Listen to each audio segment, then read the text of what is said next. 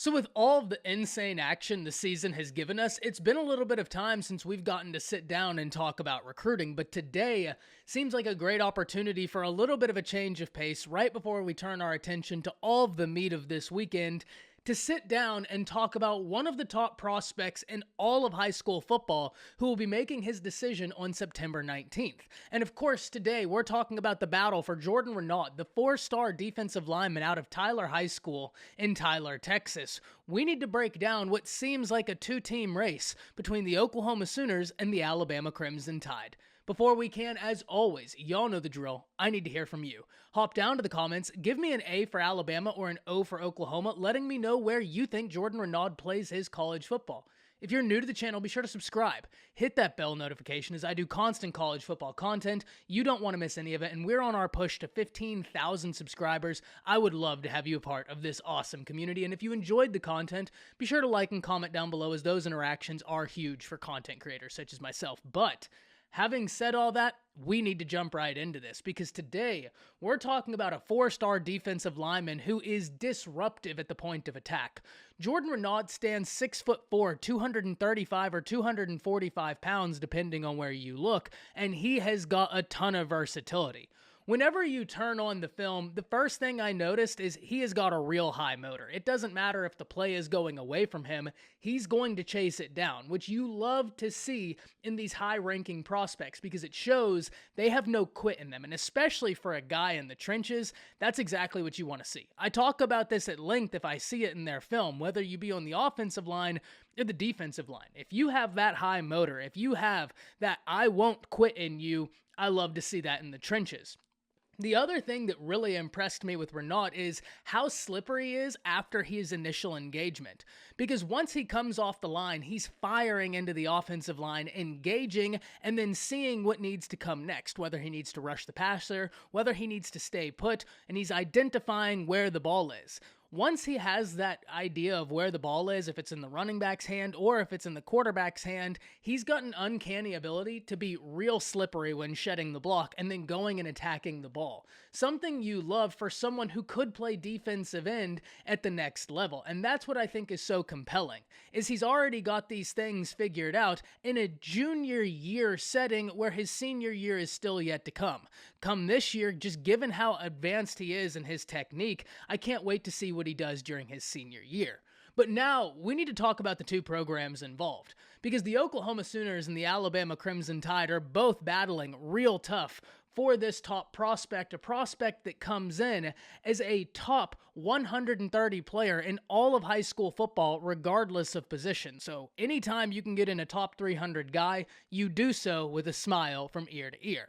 We'll start with the Oklahoma Sooners, the team that's long been thought to be in the lead in this battle, and that charge is being led by Todd Bates and Jay Valai. Jay Valai has a great familiarity with a lot of locations within Texas, given he's from the state of Texas, he spent time in the state of Texas coaching, so anytime you have a prospect from the state of Texas, Jay Valai probably has a familiarity with the area it lies in, something that's great for Oklahoma in this instance, especially when you realize Jay Valai was recruiting Jordan Renaud when he was at Alabama, so that continuation gets to happen once Jay Valai makes the move from Alabama to Oklahoma, something that's very positive for the Oklahoma Sooners. On top of that, we'd be remiss if we talked about a defensive line battle and didn't talk about the Oklahoma Sooners defensive line coach, Todd Bates. Someone who's got a real deep list of prospects they've been successful in winning battles for. And Todd Bates, it's not just the recruiting he does. Whenever it comes to development and on-field play, we know who Todd Bates is. We know how successful he's been at Clemson. Just go back, look at those Clemson defenses, always stout, but really pay attention to those defensive fronts, and that was a major strength and a consistent strength of the Clemson Tigers when he was there. So something that's going to be very interesting to watch because Todd Bates is as good as a defensive line coach as there is in all of college football. However, on the other side of the aisle lies a man that can also make that same claim, and that's Freddie Roach, someone who has all the wins that you could ask for in terms of recruiting wins, who has the development behind his name when you look at how often Alabama is able to send defensive linemen into the first round, the second round, and the third round of the NFL draft, It seems like clockwork at this point. So what you have are two defensive line coaches that have the lists, that have the development, that have the on-field results going back and forth, something I absolutely love because you have heavyweight recruiters battling it out. I'm always so interested when this happens. Some of my favorite things in recruiting, to get a little bit away from the subject, are when we have heavyweight recruiters battling it out for a very talented prospect like we see here, or two rival institutions battling it out for a prospect. In either case, you can bet your bottom dollar I'm going to be watching until the very end.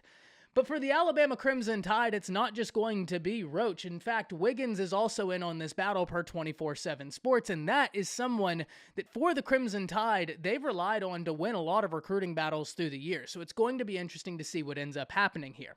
Now, as I said when I started talking about the two institutions involved in this battle, it's long been thought that the Oklahoma Sooners were out in front. However, here recently, Alabama's made some moves, and now Alabama may be in the lead, because the other day, the most recent crystal ball that was inserted on 24/7 Sports comes from national recruiting analyst Steve Wiltfong, who inserted a crystal ball in favor of the Alabama Crimson Tide on September 12th of this year.